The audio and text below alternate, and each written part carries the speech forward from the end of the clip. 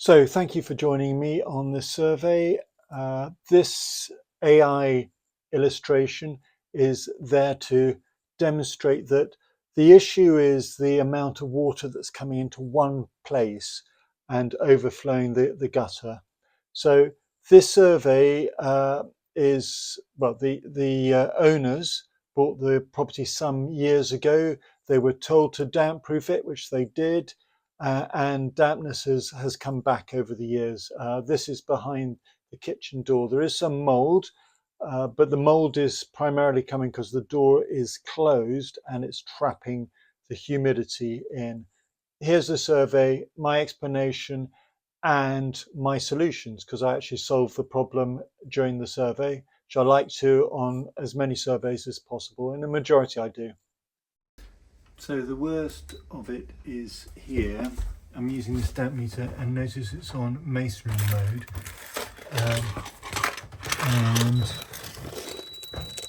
it's high damp meter reading here.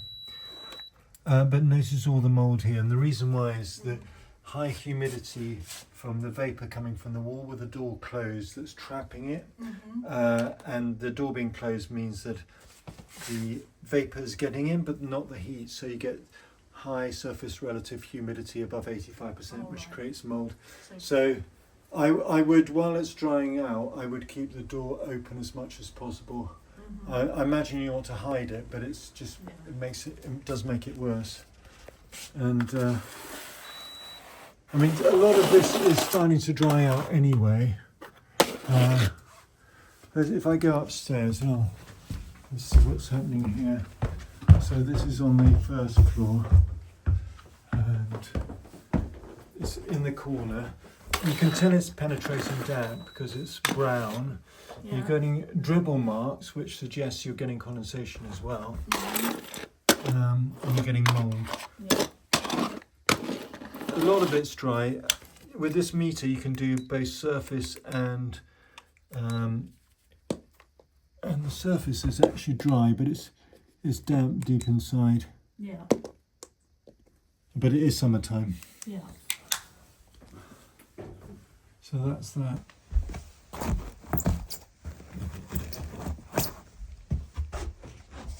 I meant to say that there's rot here as well. This really ought to be removed because what you don't want to find out is if there's rot in a chamber here. This could be more structurally significant. It looks fine, feels fine. So I would just remove this.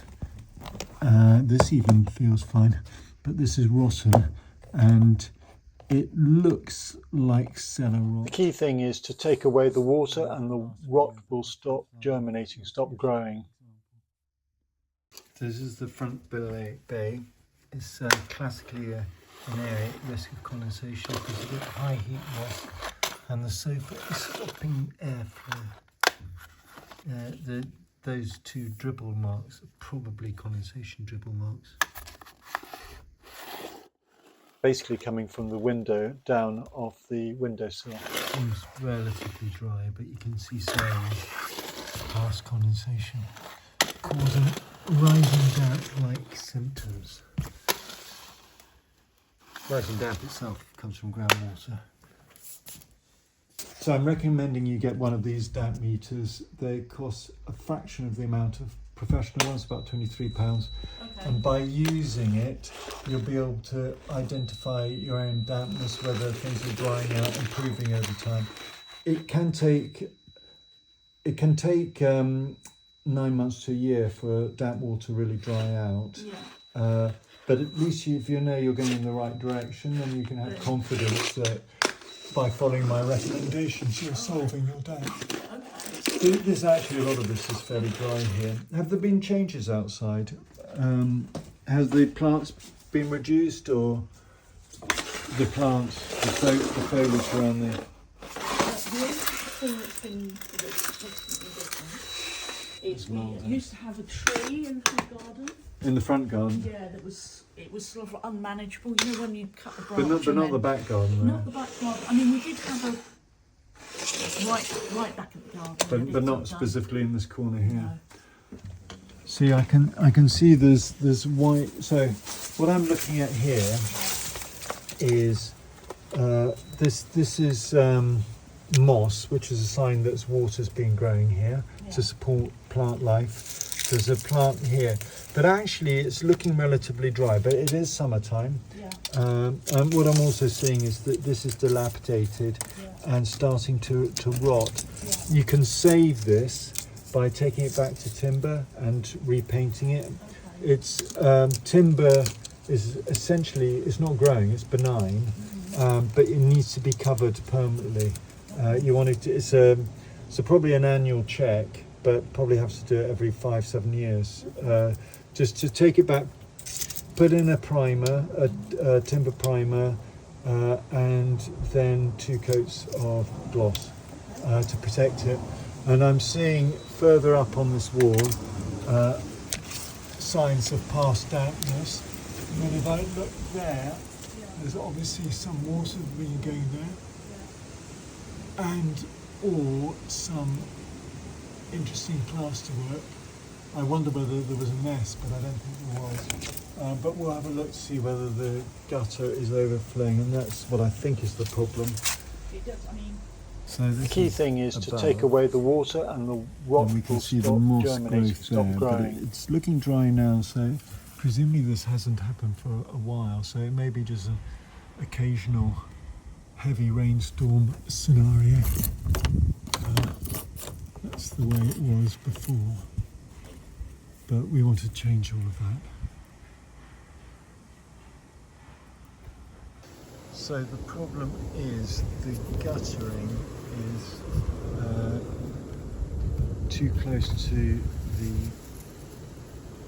tiles, and there's a bit of a build-up.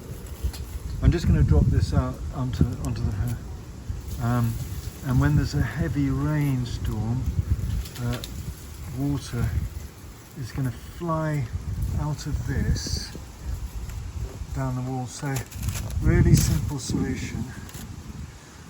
So the problem is too much water pouring onto one area of guttering, and the gutter is too close to the tiles, or tiles are too close to the gutter. Either way, it's allowing water to flow over just to the point where you're getting the water from the roof, the back of the roof, so actually quite a lot of water flowing onto one area that's its pinch point, its weakest point. So the gutter itself looks like it's the even distance away, about the right distance. The fascia looks good, that's in good order, but it's this overlap that's too great. I'll see if I can push it back. I've been able to push these tiles up and push the lead back to hold it in position, and that is now giving sufficient space for water to run down.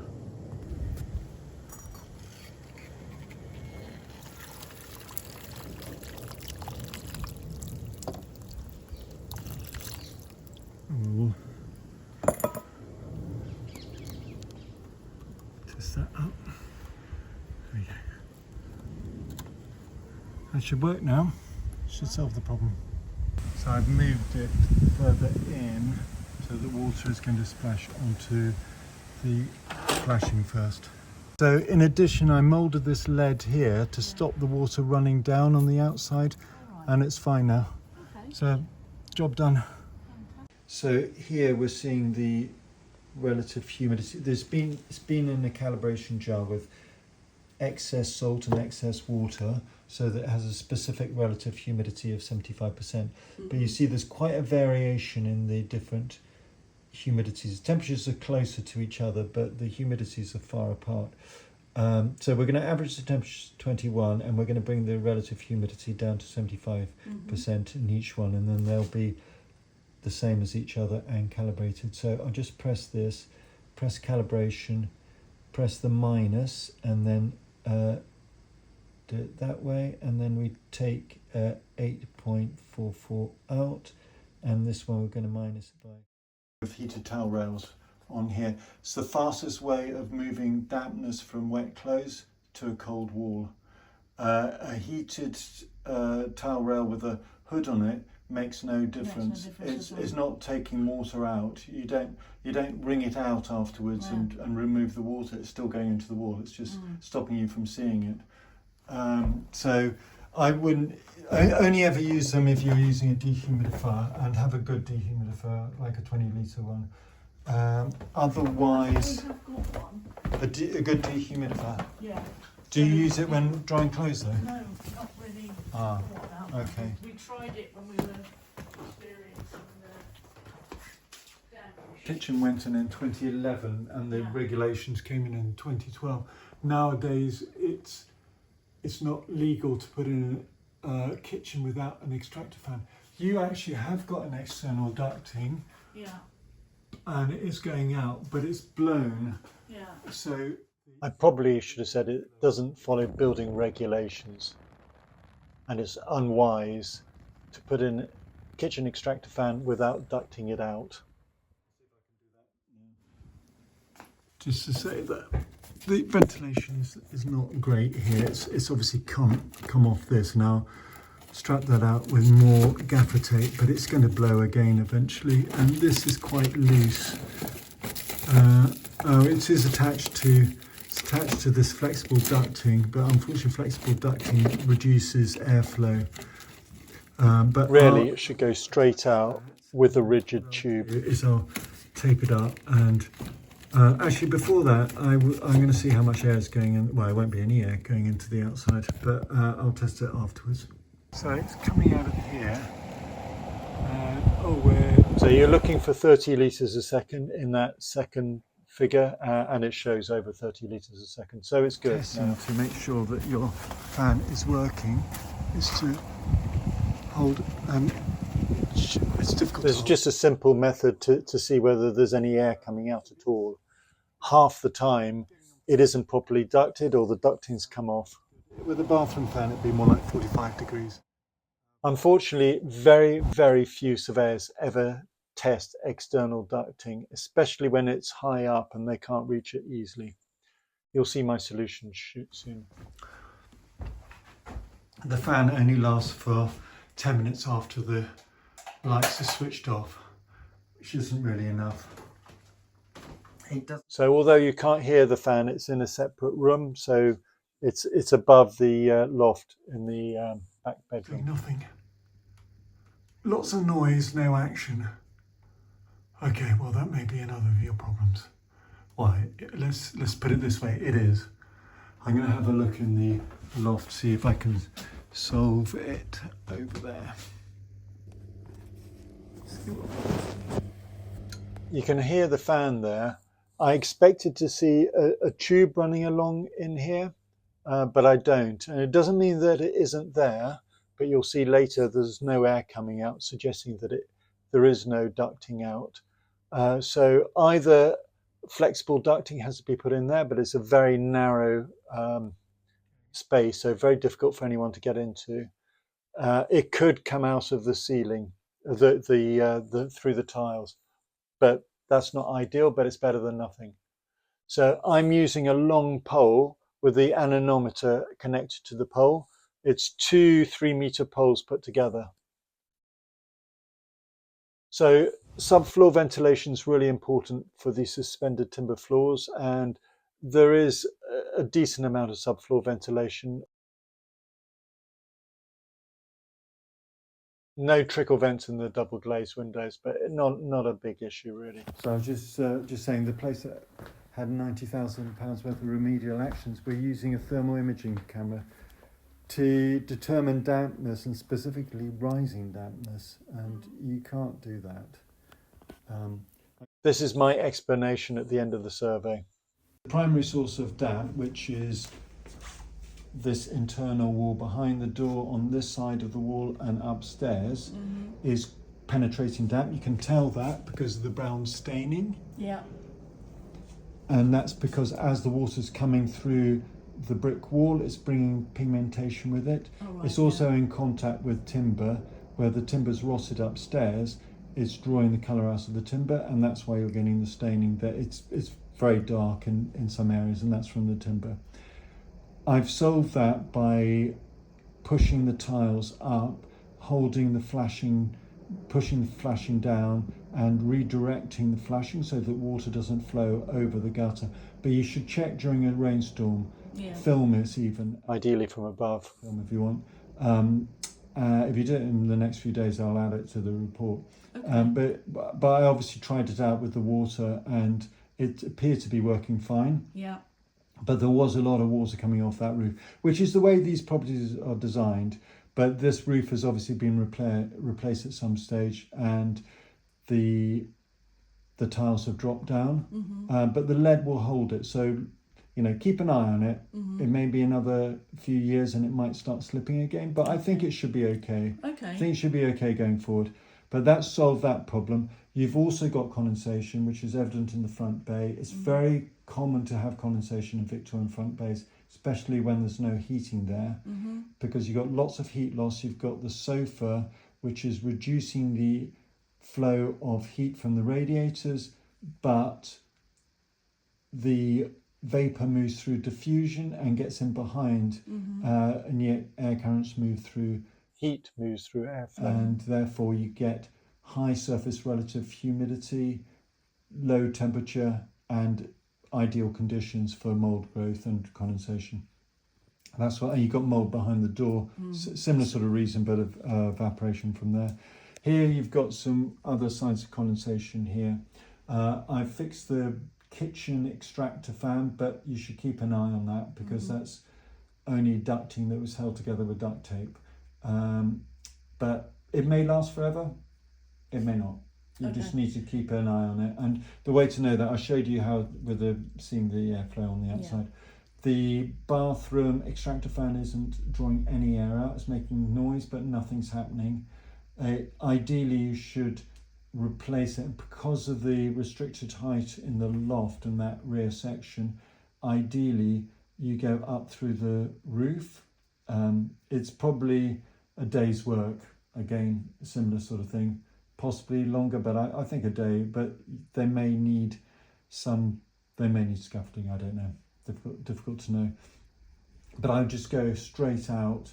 In the short term, use dehumidifiers, and when drying clothes, if you are going to use the rack, the heated rack, use a dehumidifier near it, and ideally in a closed room with the door closed. All right. And that will solve all your damp problems. Fantastic. Yeah. Okay, I'm really dependent on reviews. If you get a chance to do a review, it'd be really appreciated. I'll put a link and then you can just click on it and do your brilliant. review. Yeah. Lovely. And anyone that wants to leave a review that sees the video and wants to, say thanks, then that's another way of doing it. Okay. So thank you very much for seeing the video. I do like any reviews, comments, and I'm trying to help as many people as possible. As can be seen in the survey, the solution is normally very simple. It just takes time and knowledge to identify it. And you can see how much dampness was caused by one very small thing, a tile that just needed pushing up and a little bit of lead that needed moving into place. And obviously also there was a condensation vapor issue. But you wouldn't have seen the brown staining, you wouldn't have had the rot on the first floor. So very simple solution, and thanks for seeing it, and I'll see you next time.